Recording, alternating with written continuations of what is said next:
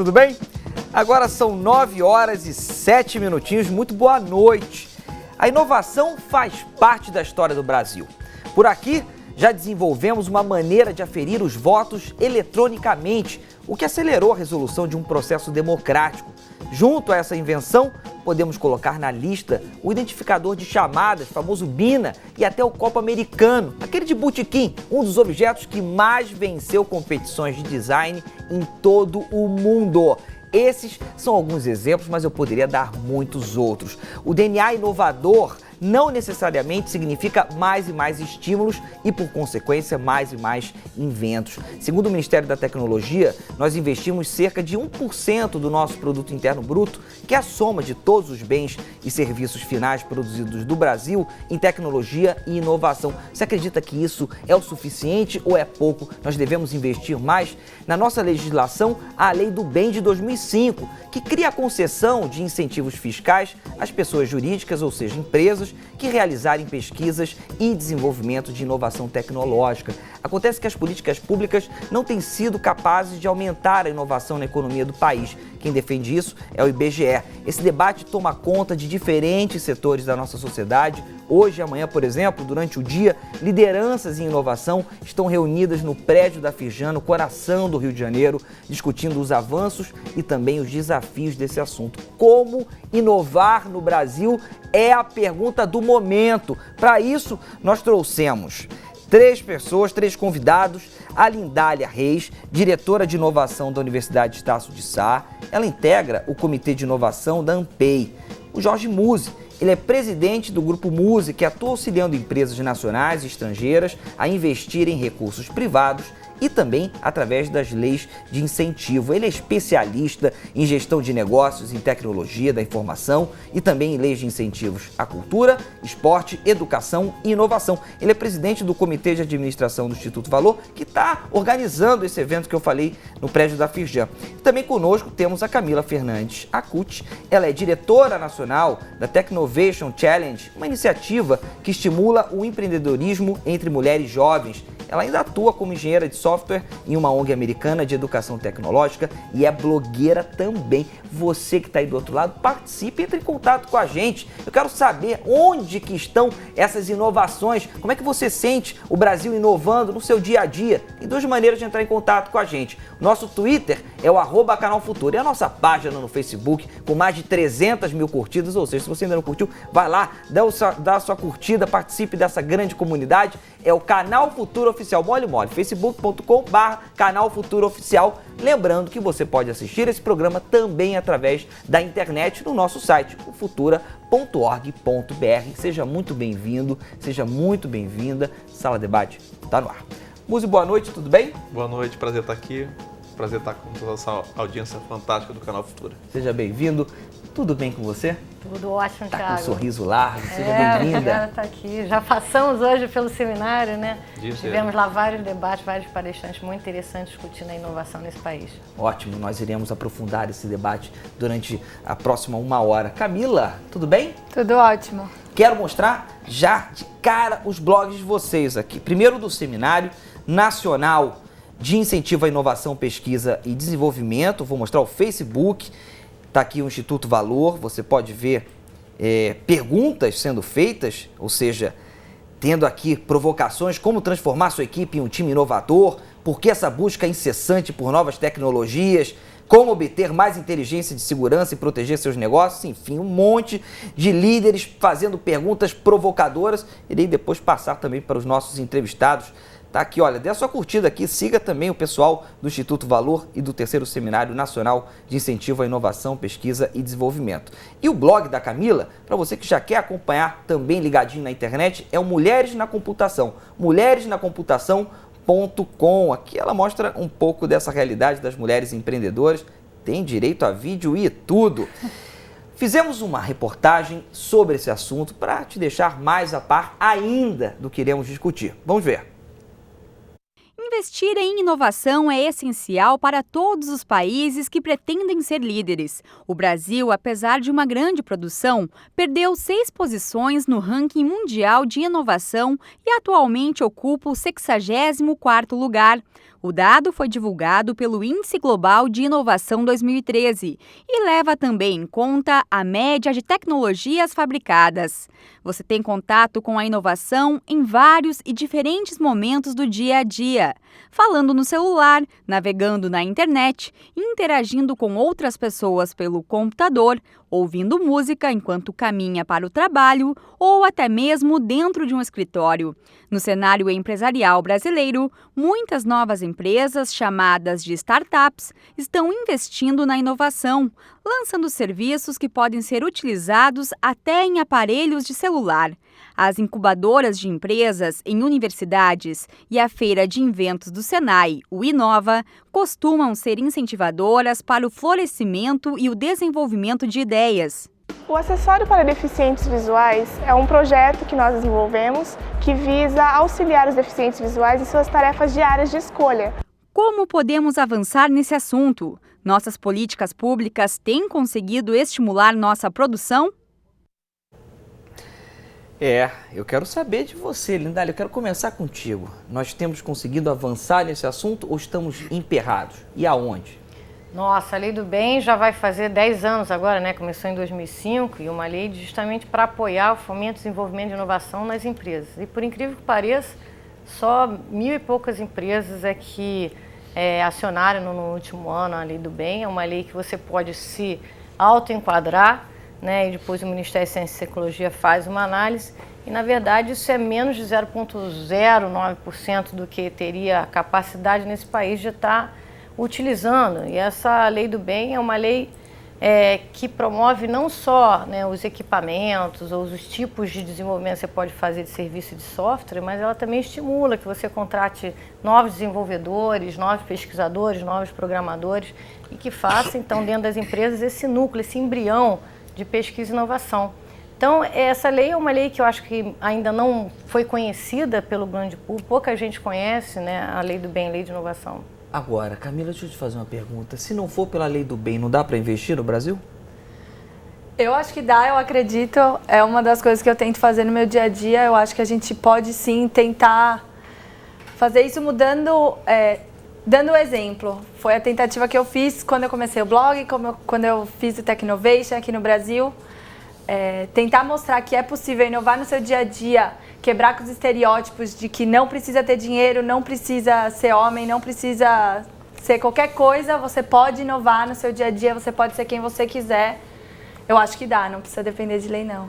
Muzi, eu estava lendo um montão de coisas para poder entrevistar vocês, enfim, livros, teses, e cheguei no David Kelley, que é um dos mais respeitados pensadores sobre inovação, e ele defende o seguinte, que para criar é preciso sair do escritório e tolerar os erros. Você concorda ou discorda?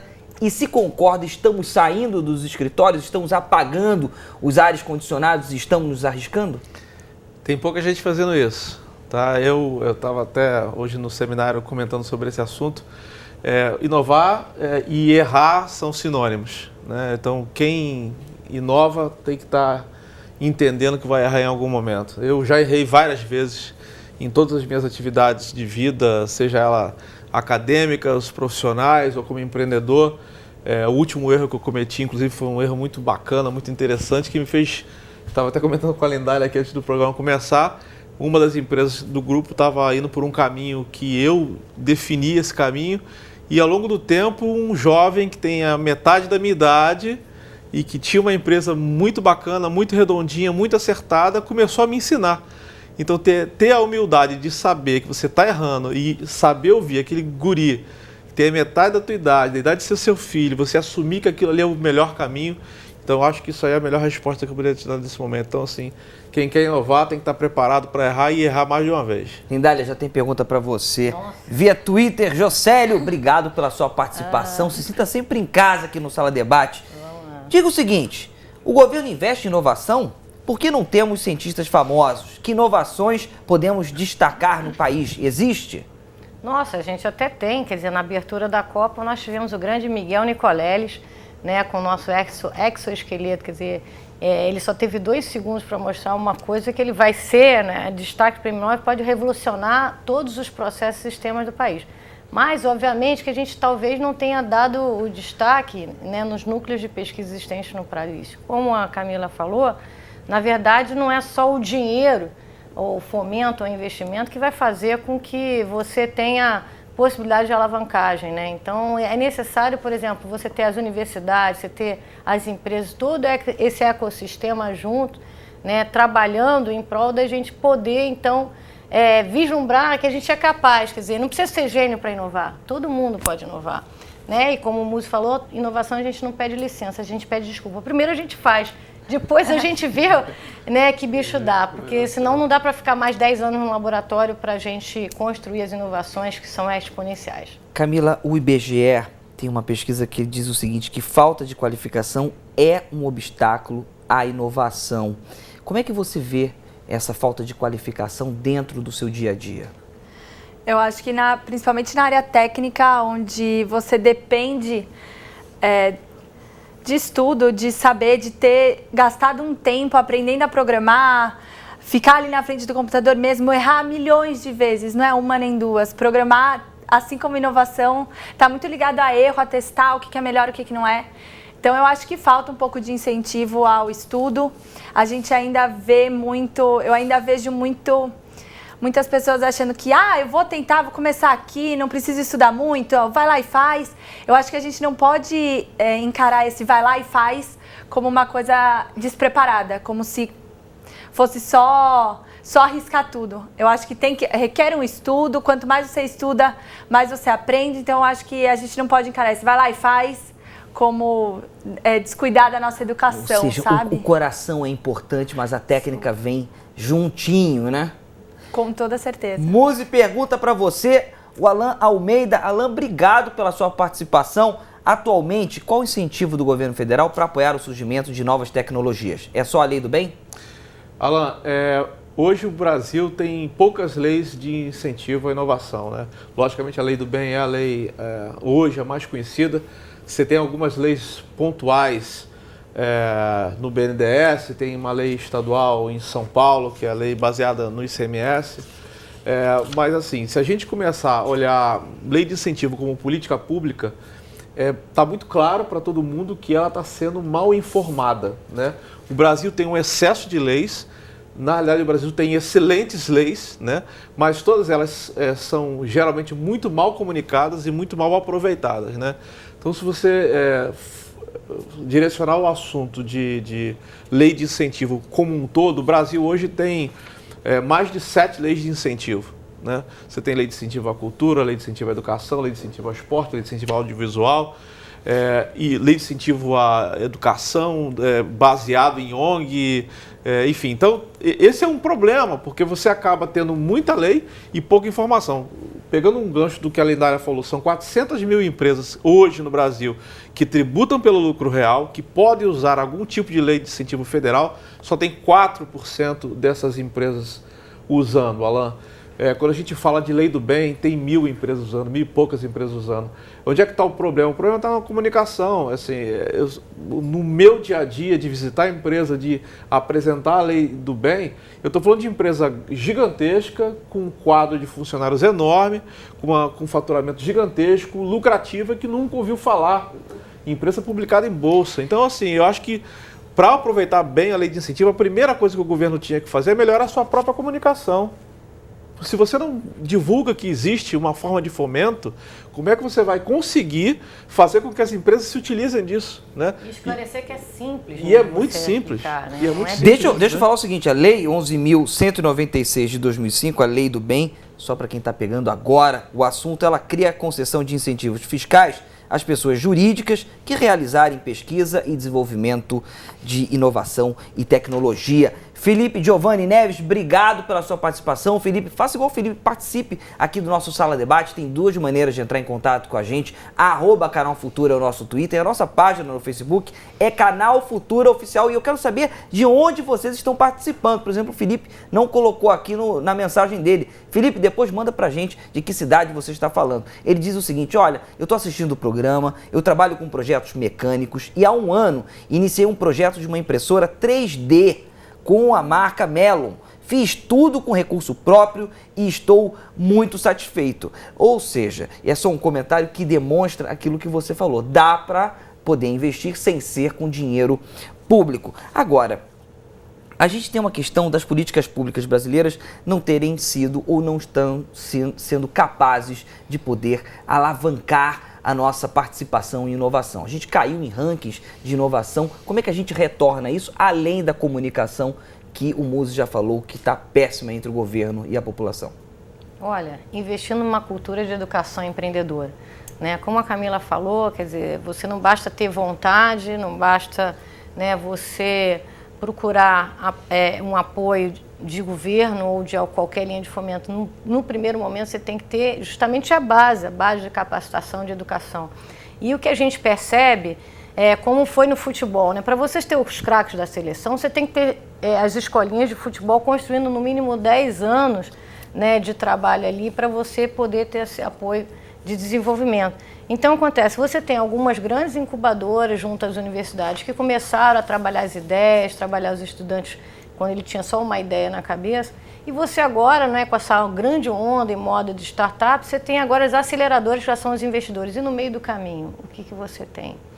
Né? Então está faltando a gente, né, começar um trabalho, aí a gente está começando lá na Estácio, a primeira pré-aceleradora, né, a primeira universidade que tem uma pré-aceleradora gratuita, que é justamente para você dar o apoio de capacitação, de mentoria, de orientação jurídica, né, quer dizer, como é que você monta uma startup, né, como é que você monta essa empresa nascente aí de base tecnológica.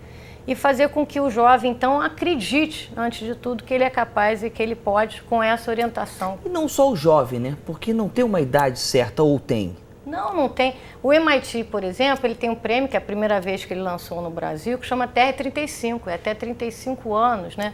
Então, na verdade, um dos startups que eu fui mentora no Startup Weekend da comunidade do Morro da Providência, o vencedor tinha 68 anos.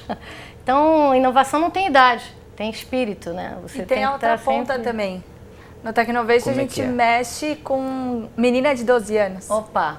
Boa. Então, eu acho que não tem idade mesmo. Roberto Marinho começou a TV Globo Rede Globo aos 60 anos. O Projac aos 80, né? Por isso que ele ganhou uma tartaruga de presente. Olha, deixa eu falar aqui, a Camila, eu acho que tem uma seguidora sua aqui, pedindo licença a vocês dois, e a quem está em casa também deve ser um admirador, porque falou, sei que você trabalhou no Google, qual foi e como foi a importância dessa experiência para a sua inovação? Foi incrível. É o Bruno Carvalho, já foi revelado rapidamente por Zé Brito. Foi incrível. Eu acho que uma das coisas que eu mais aprendi tendo essa experiência lá no Vale foram 2 coisas. Uma é que lá falhar é super legal e as pessoas não escondem, elas escrevem no currículo quantas startups elas já faliram, a experiência que ela já teve, porque ela sabe que ela nunca mais vai cometer esse erro. Então é super valorizado. Isso foi uma coisa que eu aprendi. E a segunda coisa foi que lá todo mundo conversa, todo mundo colabora, todo mundo acha que a gente não tem medo de contar a sua ideia. Aqui no Brasil ainda vejo muita gente que, não vou contar minha ideia, vai que o Thiago rouba minha ideia, imagine. E lá todo mundo senta para conversar no café, como que eu posso te ajudar, como que você pode me ajudar, essa troca é muito bacana. E lá no Google eu aprendi muito sobre tecnologia, sobre tudo isso, mas eu acho que esse é o principal recado que eu tenho da experiência que eu tive lá no Vale. É que a gente tem que valorizar muito a nossa falha, porque isso quer dizer que a gente teve a experiência, que a gente não vai cometer o mesmo erro de novo e que a gente tem que colaborar. E essa cultura chegou ao Brasil? Eu acho que está chegando. Eu acho que a gente ainda vive um pouquinho atrás por questões históricas, culturais. A gente ainda vive um pouco atrás, mas eu acho que a gente está caminhando e a gente não tem que ficar eu me incomodo um pouco desse, a gente não é o Vale, esse Ctrl-C, Ctrl-V, sabe? De tentar copiar, de estar sempre olhando, eles são muito melhores que a gente. Eu acho que é cultura diferente, a gente está caminhando para isso e eu acredito muito no potencial inovador do Brasil. A gente é um povo maravilhoso, riquíssimo, cheio de cultura. Então, acho que a gente está um pouquinho atrasada, mas que logo mais a gente já chega estourando. Muzi, você tocou num vespeiro. Quando você falou da lei do bem, na verdade, eu provoquei você dar um tapa no vespeiro. E você deu. Porque o que tem de pergunta sobre a lei do bem não tá no gibi. Marcel Messias, obrigado pela sua participação. Ele fala da onde? Ribeirão Preto, São Paulo. Ele diz o seguinte: Muzi, como aderir à lei do bem? Uma microempresa, como é que ela faz? Bom, o nome Miguel... É o Marcel. Marcel, uma microempresa não pode usar a lei de incentivo à inovação, infelizmente. É um problema que tem nas leis de incentivo do Brasil, quando a gente está falando do âmbito federal, que todas as leis de âmbito federal estão ligadas a empresas de grande porte, que tributam pelo lucro real e que têm lucro fiscal. Infelizmente, a legislação falha nisso, que não permite que as empresas de lucro presumido, outro tipo de tributação façam uso de lei de incentivo. Isso é um erro da legislação, um erro grave da legislação. Tá? Entenda, pegando um pouco do gancho que foi colocado aqui ainda há pouco, é sim natural que os empreendedores tenham medo, inclusive, de falar sobre as suas ideias. Né?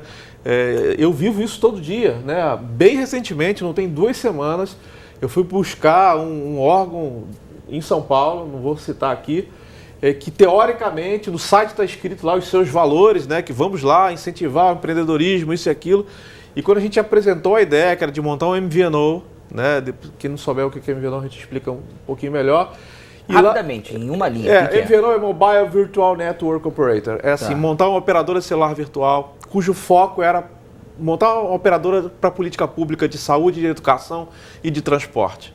Tá certo? Então, isso já está na Europa muito difundido, são mais de 700 MVNOs no mundo inteiro. No Brasil só tem uma MVNO, desde a regulamentação que a Anatel lançou em 2010, e assim, que é a Porto Seguro.